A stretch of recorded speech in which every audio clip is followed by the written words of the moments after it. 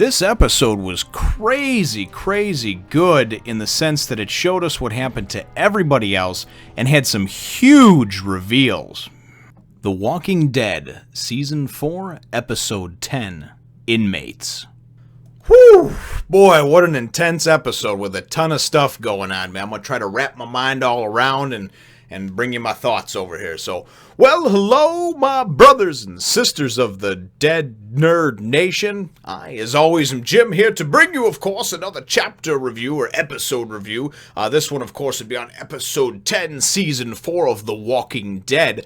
Now, the last episode took us and really followed Rick and Carl's struggle after the prison, and then, of course, Michonne's, and then at the end, they kind of were presumed to have met up, and then, of course, we knew from the previews last week that this week was going to be entirely different. And this week, it in a way, it was nice because we got to see what happened to everybody else, okay?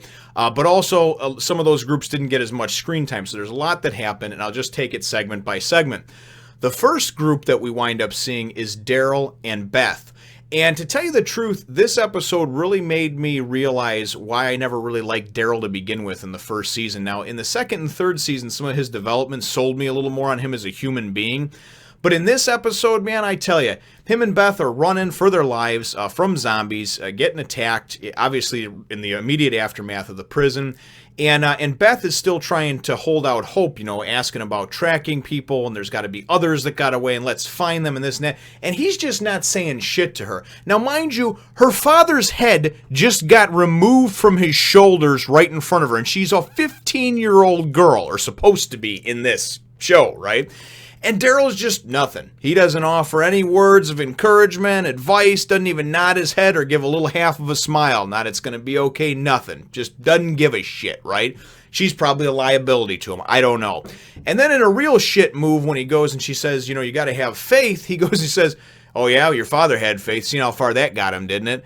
And I thought, man, what a dick move. Really? For all the women out there that love Norman Reedus and the character that he plays and everything else, I don't know what to tell you, but really what a filthy, shitty human being for what he said and just how he acted. This first portion through the first couple commercials was these two going on in the aftermath, and then they actually do wind up seeing some signs of life. They wind up seeing some blood that's not walker blood on a tree near where there's some actual walkers laying on the ground, or some dead folks, what have you, somebody that's been dead, some walkers that have been killed. And there's a couple of different spots where they find tracks and everything else. And we can see this is, Daryl says it was about 4 or 5 hours ago they were alive. So as we kind of see this whole thing unfold and the aftermath of everything that wound up happening there, it's kind of neat because we see the progression of what happened the next afternoon or the next day with these two, and then it winds up eventually cutting away from them. And I believe it actually cuts away from them when they are kind of hot on the trail, so to speak, of whoever it was that they were searching for. So we hope that they're going to meet up with somebody soon, but we don't see. It sort of ends, and then the next thing you know, you come out of the commercial break, and you wind up seeing the two little girls, Lizzie, the crazy one, and her sister Mika.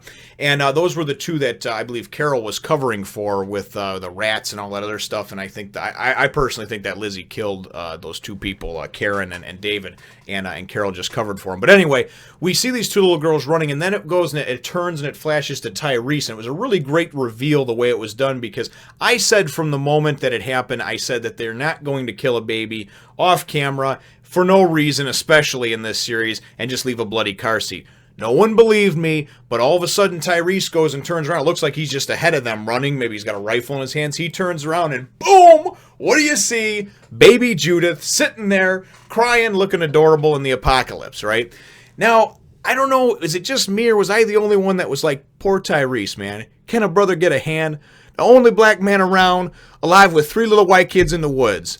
And I'm thinking, man, he's got to take care of this baby, the psychotic little girl, Lizzie, and then her little sister, Mika, who's scared.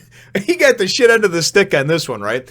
So you go and you see, though, it's cool because this is actually what takes place before Daryl and Beth wound up getting on their trail, and we see that there's a part where Tyrese goes and kind of gets back up and cuts his arm on the thorns on the branch, and winds up that's where the blood was that Daryl and Beth later on find. So we kind of see this whole progression of things. They sit to hang out for a little bit and relax, and that crazy one, Lizzie, is carving up some rabbits. She's just a psychotic little girl, and you can say whatever you want, but she is too withdrawn, too recessed from the world, and just completely has gone off the crazy train, in my opinion.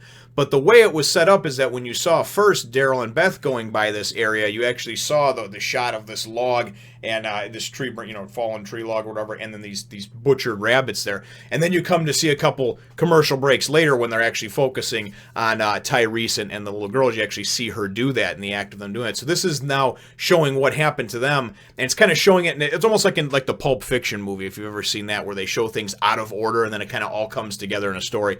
At least you hope it will.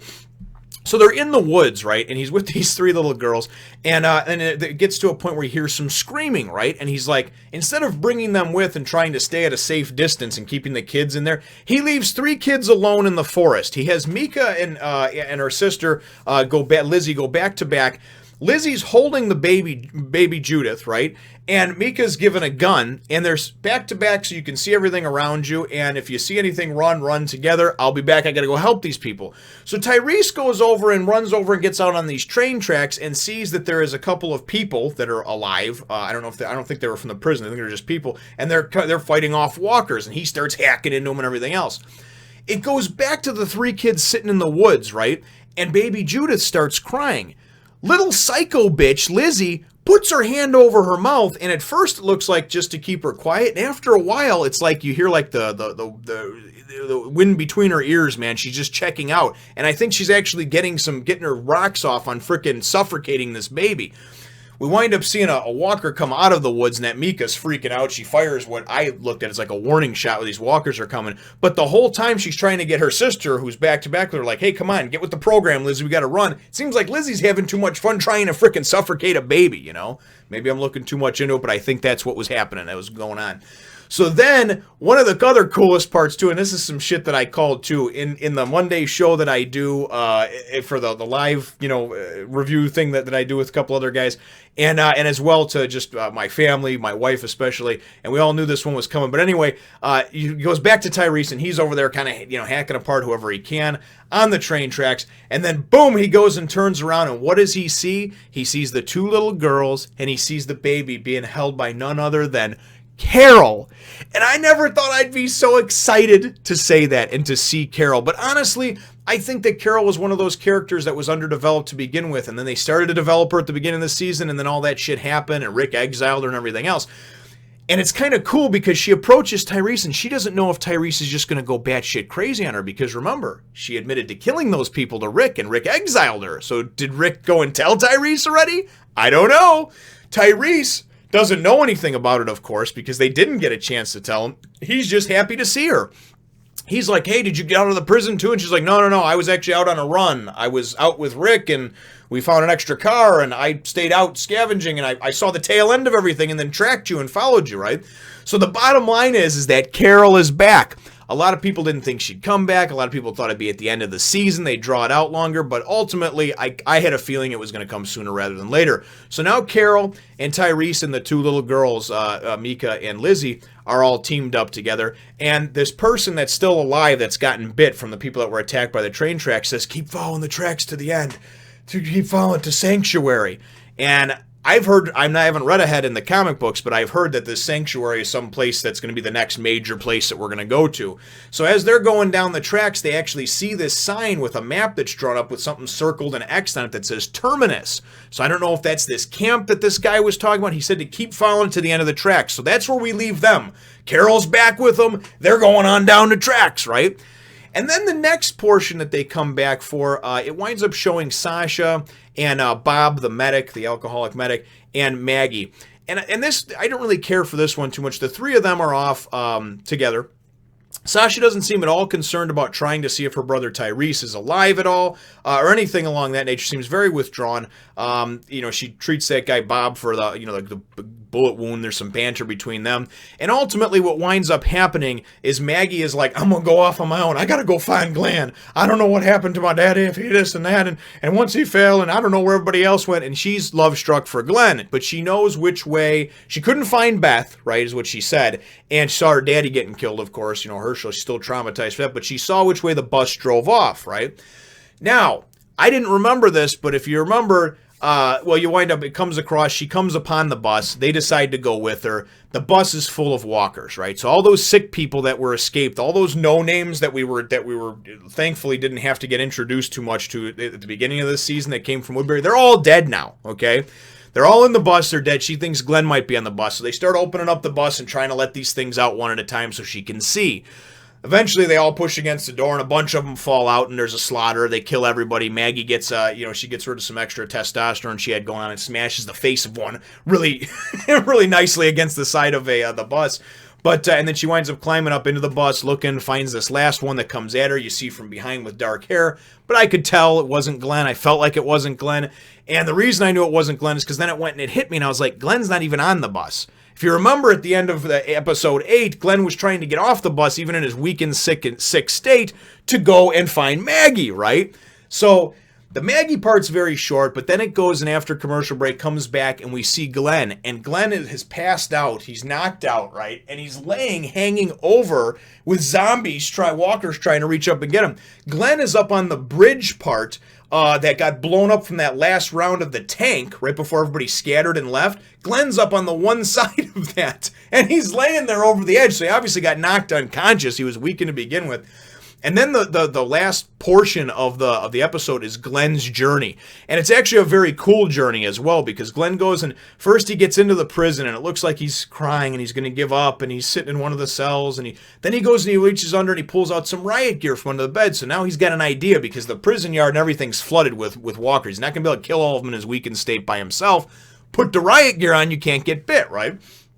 So he digs around for some other things in there that he might need, and fills a bag and whatnot, and he's ready to get going.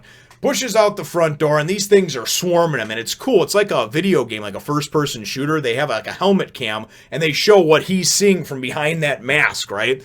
And really, really cool stuff, because these things are just swarming him, but the way he's got the mask and the padding on it, he's just elbowing through them just like you would push through a crowd, and they can't bite his ass, right? They can't bite you or scratch you, and they're not dangerous, He's able to push through, and as he's going and just about has a clear shot to get off of the prison grounds, he winds up looking over, and who does he see? He sees that girl Tara, the younger lesbian sister of Lily. And Lily, we wind up finding out as he comes up upon Tara and goes, she's just sitting in this kind of caged-in area, and he winds up getting in there and starts talking to her. She's clearly shooken up and has no idea what's going on. They wind up talking a bit, and we find out that her sister Lily, after she put a bullet in the governor's head, she saw her get swarmed and taken down by zombies, even though she had a gun. So we know her sister's dead. We know that her lover wound up getting shot by the crazy little girl Lizzie. And ultimately what winds up happening is Glenn's like, listen, you know what? Even though I know you were part of the bad people and everything else, it's cool. Let's, let's be friends here. Let's work together. I need you, he says. So as they get going and they're going to leave the prison or whatever, he goes and he gives her a gun, and he's got his riot gear on, and he goes and he makes a Molotov cocktail, tosses it at this car or what have you to distract a bunch of the walkers away, and they go running off and escape the prison together, right? As they're out on the road and they're kind of talking a little bit, and she's like, why would you even bother with me? I'm this stupid shit. And you really feel for the girl, because she talks about how she only went and did this and trusted in this guy Brian because she saw how happy her sister was. And basically, the governor was just this charming, charismatic person. People just believed in his shit. People just people bought into it and drank the Kool-Aid, man, But she feels bad that she did drink the Kool-Aid. And nonetheless, though, it's actually kind of a cool scene, because it's this person that was kind of an antagonist, but an unwilling antagonist turned good. She's not really a bad person, I don't think, right? But anyway, so these two hapless ones are on the road for each other. And basically, she's like, why are you even looking for this Maggie or whatever? And Glenn's just like, what else am I going to do? I got to have hope. That's my wife, right? I got to try to find her. And I can feel for that, because if I thought there was any chance that my wife, my kids, a loved one was out there, that's what I would focus on and push forward and find, right? So he's still weakened, right? And he comes upon some random walkers come out. He's fighting them off. He falls down. She's helping him. She winds up having to bash the head in of the last couple of them. And the episode ends with, and I don't know a ton about the comics, but I do hear things from some of my friends and people like that. And I know that this name Abraham is somebody who's been cast for this season and is somebody that's supposed to be big in the actual comic book, a big main character, right? And then also Eugene is another character, and Rosita or Rosalita, I think Rosita. And anyway, at the end of it, she looks up, this Tara looks up from beating the shit out of a zombie and trying to save Glenn over there. And these three are standing there, right? And that Michael Cudlitz, who plays Abraham, just looks at her and says, oh, yeah, you know, something along the lines of, looks like you had it, or something like that, something real smart-ass. And she says something like, oh, you stood there the whole time, you asshole, why didn't you help, you know? And then he says something about, you got a mouth on you there, let's see what else you got, you know? So that's how the episode ends. Now, I don't know a lot about what happens. I just know that at some point in the next major arc in the comic book, something about this sanctuary and everything else. But I know enough to know that these are major players and major characters. I also feel like we got some really, really big reveals in this one. I feel like we had, of course, the baby being alive, and then, of course, Carol coming back, and just the whole dynamic between her having to sort of lie to Tyrese about where she was and stuff, because she don't know if Rick's still alive or whatever. She only cares about the kids, you know? And now Rick's baby is with them on their way to this terminus, we assume, right? So very, very cool stuff. And ultimately, my episode question, though, for you is, brothers and sisters, is, you know, what were your thoughts on seeing this character, Abraham, and, of course, Eugene and Rosita? Those of you that have read the comic books will have something to weigh in on it. Those that haven't will probably still have a thought process or a weighing in on it. This guy looks like he's some kind of army-type guy. It looked like they were driving in some kind of fortified or army-type truck. I thought it was a dynamite episode, and I'm really looking forward to next week and seeing who's going to kind of meet up and how things are going to progress down this road over here, and certainly excited and terrified for what's to come. So leave your answer to that question, though, in the comments down below. Feel free to hit the thumbs up, the like button if you should think that I deserve it, and subscribe if you haven't done so already. We will look forward to catching all of you in the next Fun Nation. Do you like chicks that look sexy despite being in a zombie apocalypse? If so, go on over to my Facebook and Instagram page to see more.